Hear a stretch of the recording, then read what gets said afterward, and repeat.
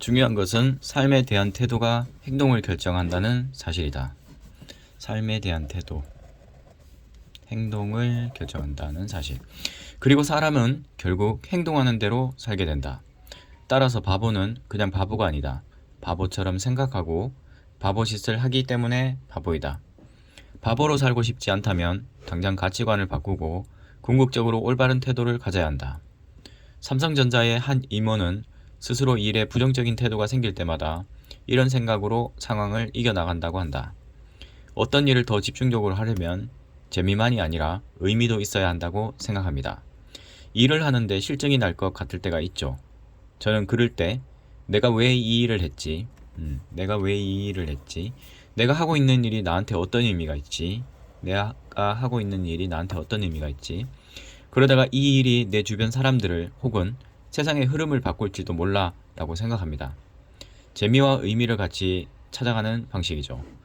환경은 선택할 수 없지만 태도와 세상을 바라보는 시각은 내가 원하는 대로 선택할 수 있다. 환경은 선택할 수 없지만 태도와 세상을 바라보는 시각은 내가 원하는 대로 선택할 수 있다. 그렇다면 어떤 선택을 해야 잘하는 것일까? 사람들이 큰 소리를 내고 흥분하고 싸우고 오해하고 실망하는 이유는 무엇일까? 누구나 화나고 흥분하고 모든 상황을 부정적으로 바라볼 수밖에 없는 순간이 있게 마련이다. 하지만 사실 그것은 자신의 선택이다. 이런 것도 다 자신의 선택인 거군요. 고통을 선택할 것인지 행복을 선택할 것인지 그것은 오로지 당신의 선택에 달려있다. 나는 당신이 삼성의 임원들처럼 탁월한 태도를 선택하기를 바랄 뿐이다. 일을 즐길 수 있는 세 가지 비법.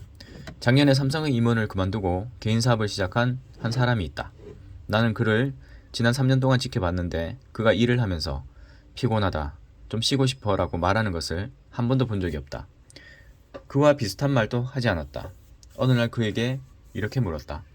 아니, 그렇게 열심히 일하는데 피곤하지 않으세요? 그러자 그는 미소를 보이며 이렇게 답했다. 피곤이요?